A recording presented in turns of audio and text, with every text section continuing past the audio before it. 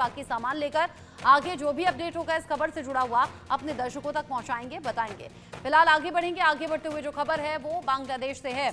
यूनुस राज में बांग्लादेश की अर्थव्यवस्था ध्वस्त होती हुई नजर आ रही है। बांग्लादेश की तबाही की नई स्क्रिप्ट मानो तैयार है। पिछले 7 महीने में 140 गारमेंट फैक्ट्रियां बंद हो गई हैं। फैक्ट्रियां बंद होने से 1 लाख से ज्यादा मजदूर बेरोजगार हो गए हैं। बांग्लादेश छोड़कर कंपनियों के जो मालिक हैं वो वहां से भाग रहे हैं, जा रहे हैं, क्योंकि जान रहे हैं कि व्यापार पूरी तरह से यहां पर ठप हो चुका है या फिर होने की कगार पर है। बांग्लादेश जिसका कभी एग्जाम्पल दिया जाता था, पाकिस्तान भी तारीफ करता था, लेकिन उसी पाकिस्तान के साथ मिलकर अब पाकिस्तान ने बांग्लादेश की बर्बादी की इबारत लिख दी है। साथ ही साथ मोहम्मद यूनुस खुद अपने फैसलों से बेड़ा गर्क करने में लगे हुए हैं। बांग्लादेश का 140 गारमेंट कंपनियां, आप सोचिए, इस तबाही को, इस परेशानी को झेल रही हैं। पिछले 7 महीने में 140 गारमेंट फैक्ट्रियां बंद पड़ गई हैं। फैक्ट्रियां बंद होने से 1 लाख मजदूर करीब बेरोजगार हो गए हैं। बांग्लादेश छोड़कर भाग रहे हैं कंपनियों के मालिक भी।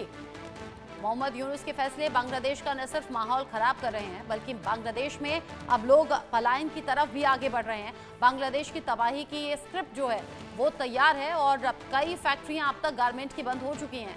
जो अलग अलग ऑर्डर्स आते थे, जो अलग अलग फैक्ट्रियां यहाँ काम करती थी, उनमें काफी ज्यादा कमी अब देखने को मिल रही है। बांग्लादेश से ये व्यापार छिनता हुआ नजर आ रहा है। यूनुस राज में फैक्ट्रियों पर कैसे लग गया है ताला और कैसे बड़ा नुकसान बांग्लादेश पिछले 7 महीने में झेल रहा है, अब जानिए। 7 महीने में 140 गारमेंट फैक्ट्रियां बंद हो गई हैं। फैक्ट्रियां बंद होने से 1 लाख से ज्यादा ऐसे मजदूर हैं जो कि अब बेरोजगार हो गए हैं।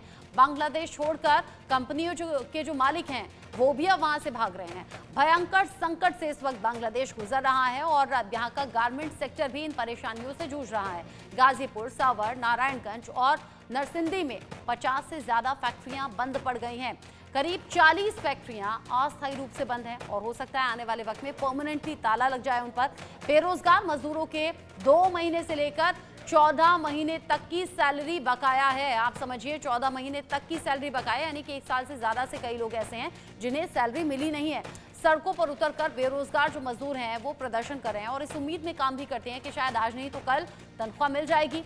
ईद के करीब आते ही स्थिति और ज्यादा डरावनी और भयावह हो गई है। ईद के बाद और ज्यादा फैक्ट्रियां बंद होने की आशंका है, यानी कि 7 महीने में 140 फैक्ट्रियां बंद पड़ गई हैं और अब ईद के बाद चंद दिन बाद ही हो सकता है कुछ और फैक्ट्रियां भी बंद पड़ जाएं। 1 लाख से ज्यादा मजदूर वहां बेरोजगार हो गए हैं। 2 महीने से 14 महीने तक का ये टाइम पीरियड हो गया है जब मजदूरों को सैलरी नहीं मिली है।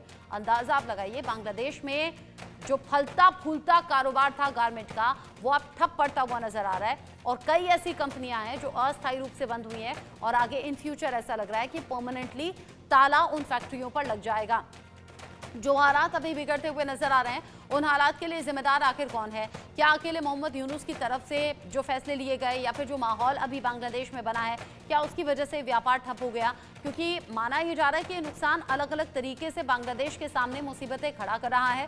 कई ऐसे व्यापारी हैं, कई ऐसे कारोबारी हैं, फैक्ट्री के मालिक हैं जो अब देश छोड़कर जाने के लिए मजबूर हो गए हैं। उन्हें लग रहा है कि शायद यहाँ बिजनेस फल फूल नहीं पाएगा तो बाकी जगहों पर शायद हो सकता है कि वो फैक्ट्रियां खोलें या अपने बिजनेस को आगे बढ़ाएं।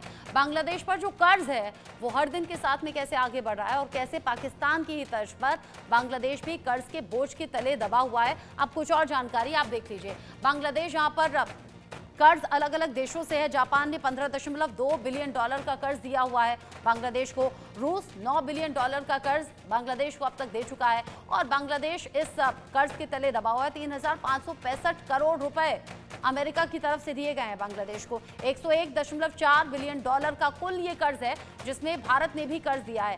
चीन $9 बिलियन अब तक बांग्लादेश को दे चुका है और यहाँ बांग्लादेश वो कर्ज चुका नहीं पा रहा। भारत की तरफ से $8 बिलियन दिया गया है।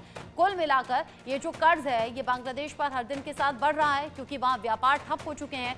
वो जो बिजनेस लोगों के चला करते थे, फला फूला करते थे, जिससे जीडीपी बांग्लादेश की उठ रही थी, वो ग्रोथ पूरी तरह से रुक गई है। इनफैक्ट गर्त में जा रही है और ये जो अलग अलग तरीके से बांग्लादेश कर्ज के बोझ के तले दबा है, अब यही नौबत